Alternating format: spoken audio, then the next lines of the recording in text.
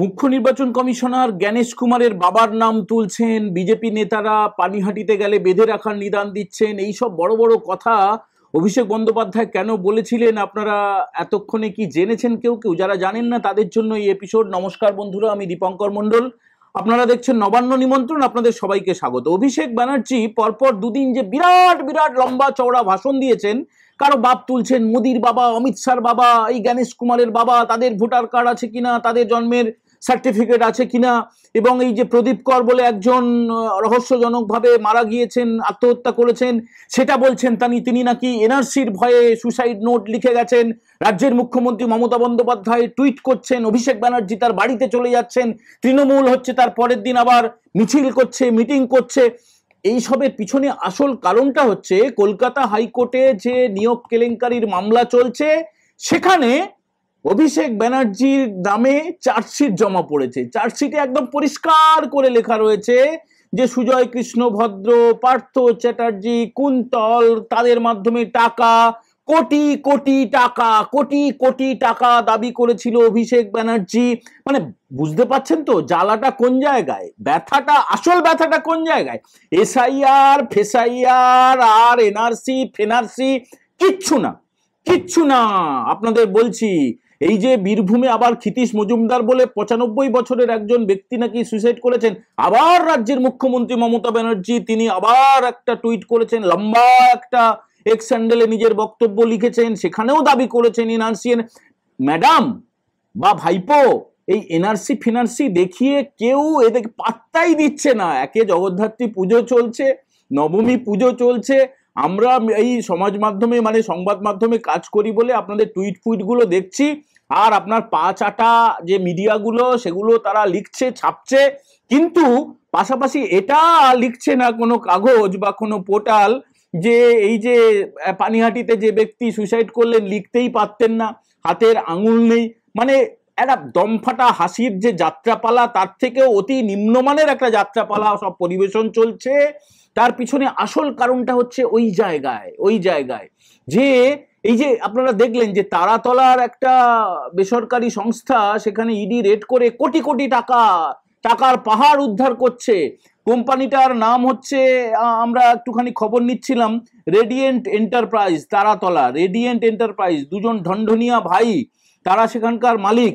এবং সেখানে কালো টাকা সাদা করা হতো, বুঝলেন তো, কালো টাকা সাদা করা হতো। এবং ধীরে ধীরে যখন একটার পর একটা এইভাবে প্যাঁচে পড়তে শুরু করেছেন, তখন এদের মাথা গেছে খারাপ হয়ে, মানে উন্মাদ ছিল আর কি, উন্মাদনা আরো বেড়ে গেছে। মানে ওষুধ টষুধ যেগুলো খেত সেই ওষুধ হয়তো ভুলে গেছে, প্রেশারের ওষুধ, সুগারের ওষুধ, মাথা খারাপের ওষুধ, সেই ওষুধগুলো ভুলে যাওয়ার ফলে এত ভুলভাল বকতে শুরু করেছে।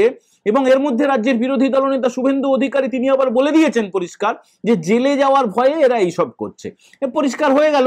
এবারে শুভেন্দু বাবু তিনি তো জানিয়ে দিলেন যে আগামী 4 নভেম্বর যে পানিহাটিতে গেলে অভিষেক ব্যানার্জি, আঞ্চলিক তৃণমূল কংগ্রেসের সর্বভারতীয় সাধারণ সম্পাদক, যিনি বলেছেন বিজেপি নেতারা এলে ল্যাম্পপোস্টে বেঁধে রাখতে, কে বাঁধে কে রোখে, সেই চ্যালেঞ্জটা তিনি দিয়েছেন। এরপরে শোনা যাবে বাবা গো বাঁচাও, বাবা গো বাঁচাও, মানে বাবা গো বাঁচাও বলবে রাজ্যের শাসক দল তৃণমূল কংগ্রেস।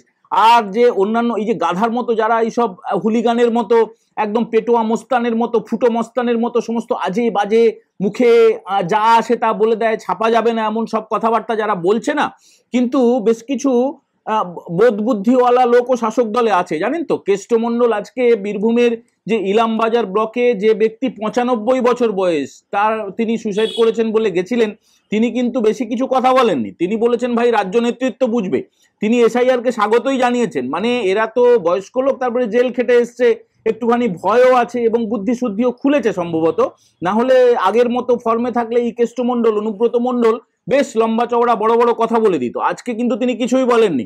আর সবচেয়ে মজার কথা, 95 বছরের একজন মানুষ মারা গেছেন, তো 95 বছরে অনেক সময় অনেক কিছু সমস্যা হতেই পারে, অনেক সময় ভুলে যায়, অনেক সময় দেখভালের সমস্যা থাকতে পারে।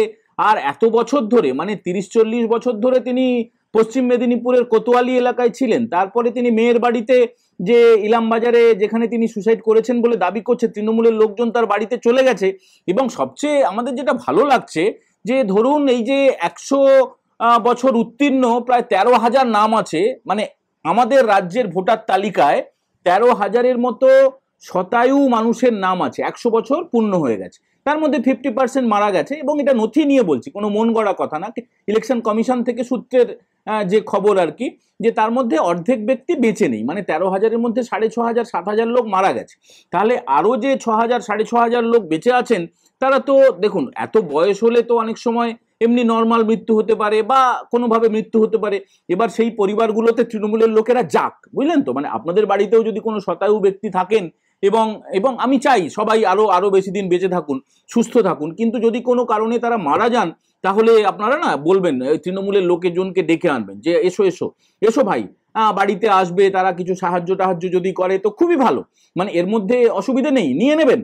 মানে আপনারা তো জানেন যে কোন ফেরেববাজিটা হবে আর কোন ধান্দাবাজিটা হবে, ওইটা বেরিয়ে গিয়ে ছবি তুলে মিডিয়ার সামনে বলবে, টুইট করবে, এবং রিপোর্টটা সেই ব্লক স্তর থেকে যাবে একদম মাথা পর্যন্ত, মানে অভিষেক ব্যানার্জি আর মমতা ব্যানার্জি পর্যন্ত, তাদের কাছে রিপোর্ট ভুল যাক ঠিক যাক সেটা বোঝার দরকার নেই, মানে তারা বলবে যে এটা এনআরসির জন্য হয়েছে, এটা একটু বলিয়ে নে, বলে বলুক না, কিন্তু কেউ পাত্তাই দিচ্ছে না ব্যাপারটাকে, কোনো বল আর কোনো উইকেটে লাগছে না, যতবার যা কিছু বলার চেষ্টা করছে, করার চেষ্টা করছে, ঘোড়াতে হাসে, একটা কথা আছে না, ঘোড়াতে হাসছে।